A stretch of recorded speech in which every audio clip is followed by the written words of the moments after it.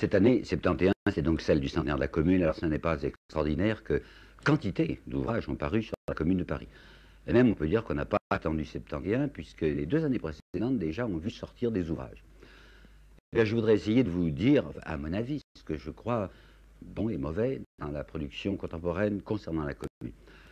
J'ai moi-même ajouté un livre dont je ne parlerai pas, et lorsque je l'ai envoyé à mon éditeur Gallimard, il m'a dit ouais, ne comptez pas qu'il fera du bruit, parce qu'il va être complètement englouti dans cette véritable submersion. De quoi s'agit-il? Vous savez, au départ, le livre de base, enfin, qui a été considéré comme fondamental pendant des années, c'est celui que j'ai là sous les yeux, c'est une collaboration, c'est Bruat, Dautry et Tersen. Eh bien, ce livre, qui est un livre, je le répète, fondamental, hein, qui est très bien fait, qui est plein d'illustrations, me paraît tout de même fautif sur un point, en ce sens que ces marxistes tiennent absolument à nous persuader que le mouvement révolutionnaire de la Commune était déjà un mouvement soit marxiste, soit pré-marxiste, et que nous avons assisté là, comme le dira du reste Lénine, à une espèce de répétition générale d'octobre 1917 en Russie, c'est-à-dire à un essai de dictature du prolétariat. Eh bien, ça me paraît être la faiblesse de ce livre, parce que ce n'est pas vrai. C'est pas vrai que c'était un essai de dictature du prolétariat, étant donné que sur les 83 membres de la Commune, il n'y avait que 27 membres de la classe ouvrière, il n'y avait que 27 ouvriers, les autres c'est des intellectuels, des petits bourgeois, ou même deux grands bourgeois. Le chef de la Commune, enfin le chef, le doyen, quoi, le plus vieux, Bellet, c'est un type très riche. Alors, ça n'est pas un mouvement uniquement prolétarien. Puis, deuxièmement, on ne peut absolument pas dire que c'est un mouvement marxiste ou pré-marxiste, étant donné que Marx, à ce moment-là, a été ignoré, hein, ignoré des socialistes français. Il avait 3 à 4 correspondants, pas plus, à Paris. En particulier, le Hongrois Frankel, membre de la Commune, qui, lui, était vraiment, je n'oserais pas dire marxiste, parce que la doctrine de Marx n'était pas fixée, mais en rapport avec Marx, il y avait Serraillet, il y avait Varlin, et puis il y avait Elisabeth Dimitriev. Mais 4 bons hommes, ou une bonne femme, dans l'ensemble de la Commune, vous voyez, c'est peu.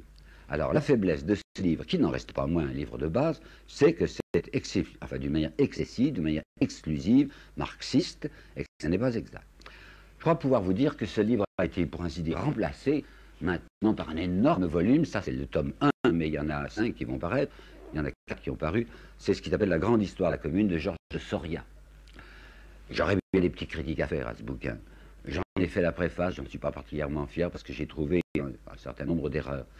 Mais du point de vue iconographique, hein, du point de vue de la documentation illustrée, il est extraordinaire ce livre. Je ne sais pas comment ils ont fait pour trouver tant de documents, des inédits, des photographies inédites, extraordinaires sur le 19e siècle et sur la Commune en particulier. Ça va constituer, à l'égard de la Commune, ce qui, pour l'affaire Dreyfus, reste encore la Bible, c'est-à-dire le livre de Joseph Renac en 7 volumes, je crois. Eh bien, le grand Soria, je crois qu'on pourra dire dans l'avenir, dans les années qui viennent, que si on veut connaître la Commune, c'est cet énorme Soria qu'il faut voir. De quoi voulais-je vous parler? Ah oui, la proclamation de la Commune par Henri Lefebvre. Ça date tout de même de quelques années, c'est peut-être de 65 ou 66. Henri Lefebvre est un historien extrêmement consciencieux, et son livre paraît dans la collection dite des 30 journées qui ont fait la France. Vous voyez que c'est un volume considérable. Je dirais même qu'il est un peu trop considérable, parce que, sans vouloir être méchant, certes, je respecte beaucoup, j'aime bien Lefebvre, il y a du bavardage, quoi. Et puis il y a un thème. Faites bien attention cependant que son histoire est limitée, sa perspective est courte, c'est la proclamation de la Commune. Hein. Alors en principe, ce serait le 18 mars, et la semaine entre le 18 mars et le 26, puisque c'est le 26 mars qu'on a voté à Paris, et que la Commune, ça ne veut rien dire d'autre que conseil municipal, que le conseil municipal de Paris a pris le pouvoir et a fait sa proclamation le 28 mars. Alors le thème de M. Lefebvre, c'est que nous assistons là à quelque chose qu'on pourrait appeler une fête, dit-il. La Commune, ça a été une fête. Ben attention, hein, ça ne va pas être une fête rapidement. À partir du 2 avril, quand le canon de Versailles va commencer à tonner et que les obus vont tomber sur les quartiers ouest de Paris, c'est plus une fête du tout. Mais en un sens, c'est vrai qu'il y a eu fête dans les journées du 24 au 28, par exemple. Quand les Parisiens ont cru, à cause d'un mensonge de l'amiral Cesset, ont cru que Versailles était d'accord. Là, il y a eu une réconciliation générale, et le jour de la proclamation de la Commune, qui était le 28 mars, il s'est passé place de l'Hôtel-de-Ville, quelque chose d'extraordinaire, dont Vallès, dont je vous dirai un mot tout à l'heure, a essayé d'en rendre compte dans un admirable article du Cri du Pape, oui, où il disait « Ce ciel qui est de clair, cette odeur de bouquet, nous voilà vengés de 20 ans de défaite et d'angoisse. Embrasse-moi, camarade, qui a comme moi les cheveux gris. Et toi, Marmot, viens que je t'embrasse aussi. On te l'a sauvé belle, petit, fils et désespéré. Tu seras un homme libre. » Ça, c'était la fête de la Commune, et c'est bien marqué par Lefebvre. faut aussi que je vous parle des rougeries. Je dis des rougeries parce qu'il y en a deux. Il y a un rougerie il y a quelques années, il y a 3 ans je crois, qui s'appelait Procès des communards. Et puis un rougerie de cette année même, enfin de septembre, qui s'appelle Paris Libre. C'était des petits livres, ce qui fait rougerie. Je crois que c'était un assistant à la Sorbonne, rougerie. C'est un garçon qui travaille admirablement. Et qui, pour son procès des communards, avait eu une bonne idée. Il avait travaillé sur des documents qui n'étaient pas encore connus, à savoir les archives du ministère de la Guerre. Et comme ce sont des conseils de guerre qui ont jugé les communards, il est allé à Vincennes, je crois que c'est à Vincennes que sont les archives de la guerre, et on lui a montré les documents qu'on n'avait pas montrés jusqu'ici, c'est-à-dire ce qui s'est passé au conseil de guerre pour juger ces types.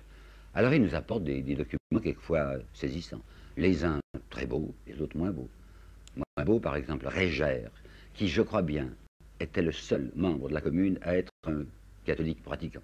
C'est pour ça qu'un ami de la commune qui s'appelait Élie Reclus a dit, il y a même des jésuites dans la commune. Il voulait dire jésuite, il voulait dire catholique, en fait, il vivait à la messe.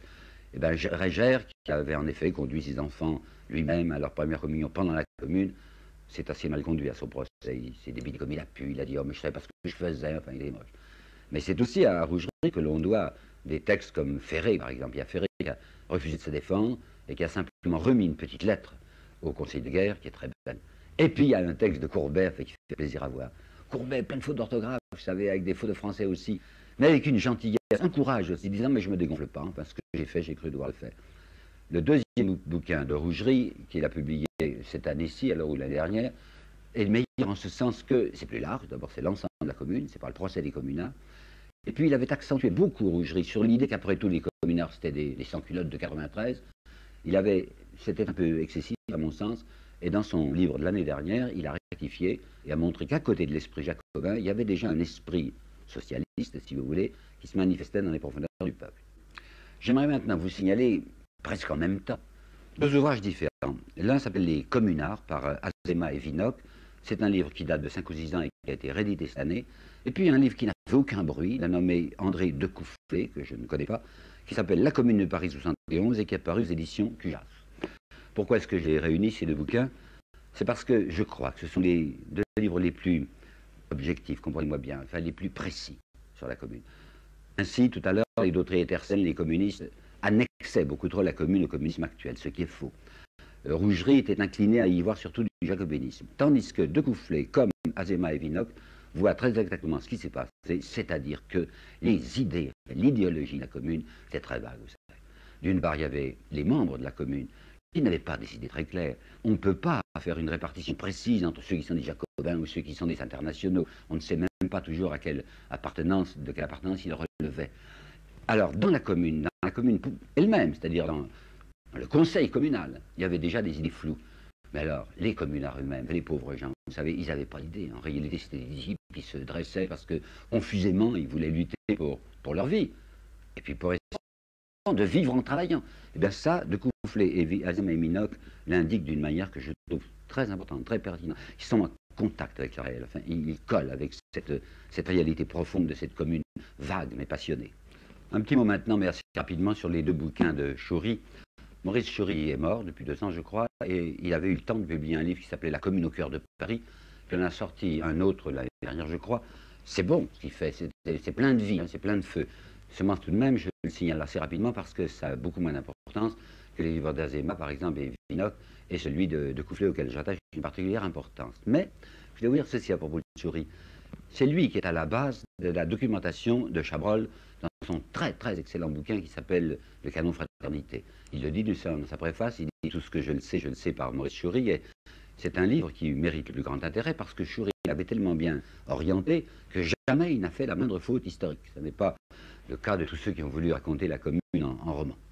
Mais j'ai hâte d'en venir à un curieux bouquin. Vraiment, je l'appelle curieux, vous allez voir pourquoi. C'est Les hommes de la commune du général André Zeller. Le général André Zeller a écrit ça en prison, à Tulle, en prison de Tulle, car c'était un général de l'OAS. C'est un livre excellent, vous savez, c'est un livre excellent. C'est un livre d'abord extrêmement documenté, et d'autre part avec une largeur de vue, une hauteur de vue, enfin une authenticité que je trouve saisissante. Alors pourquoi a-t-il fallu que ce Zeller donna récemment à un hebdomadaire, on m'a envoyé ça sans que je sache d'où ça vient, enfin, une interview qui avait été recueillie par un monsieur Maurice Métral, et dans cette interview, peut-être qu'on lui a fait lire des choses qu'il n'a pas dit exactement. Il est très en retrait, très en retrait par rapport à ce qu'il a dit dans son bouquin. Dans son livre, il salue les communards avec un vrai respect. Il a compris la grandeur de cet effort. Et là, dans ce livre, dans cette interview, on le voit prétendre, par exemple, la situation économique de la France n'avait absolument rien de tragique. Ah ben, je lui souhaite d'avoir vécu comme ouvrier en 1870 pour se rendre compte qu'il n'y avait rien de tragique. Donc, enfin, oublions l'interview, mais le livre est un livre vraiment très important. Seulement maintenant, il faut en venir à ce à quoi je tiens beaucoup, c'est les anciens livres sur la commune que l'on a réédités. Je sais bien qu'il y a d'abord les mémoires, les souvenirs de Louise Michel. Louise Michel, c'est quelqu'un de formidable. Victor Hugo lui a rendu l'hommage qu'elle méritait dans ce fameux poème qui est très peu connu, qui s'appelle Viro Major, la plus grande que l'homme. C'est une fille étonnante, mais ses mémoires, c'est pas fameux. Elle n'a pas le nom du style, elle fait trop de romantisme, enfin c'est un livre plutôt émouvant que sérieux. En revanche, il y a Lissagara. Je crois qu'il prononçait Lissagaray. Lissagaray est un gars de la commune, il n'était pas membre de la commune, il était journaliste, dirigeait un journal qui s'appelait L'Action, au moment de la commune. Il s'est sauvé, il est arrivé à sauver sa vie, il est allé en Belgique, et c'est là, en 1876, qu'il a écrit la première histoire de la commune, qui, je vous le répète, aujourd'hui encore est peut-être ce qu'il y a de meilleur sur la commune.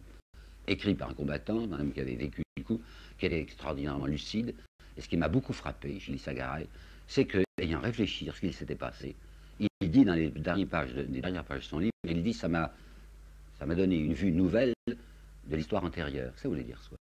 Ça veut dire maintenant je comprends d'une autre façon le mouvement de 89-92, 93. C'était un type qui, comme des tas de générations, avait été déformé enfin, par les divagations de Michelet. Michelet qui avait raconté tant de blagues enfin, sur la fédération, etc. Et Lissagaray, qui était dans le coup, enfin, qui avait compris ce que c'était que la commune, s'aperçoit qu'on n'a pas expliqué honnêtement ce que ça avait été que la Révolution française. Et bien maintenant, il le comprend. Et puis pour finir, un livre qui me tient assez à cœur, vous savez, parce que... Ah non, j'ai oublié de vous parler auparavant de Insurgé de Vallès, dont j'ai fait une préface il y a quelques années. Vallès, son Insurgé, c'est un livre qui mérite aussi le plus grand intérêt parce qu'il est dans le coup. Et puis, il faut savoir que les 14 premiers chapitres sont vraiment de Vallès, mais que les chapitres suivants étaient écrits sur des notes de Vallès par sa secrétaire et fille spirituelle qui s'appelait Séverine.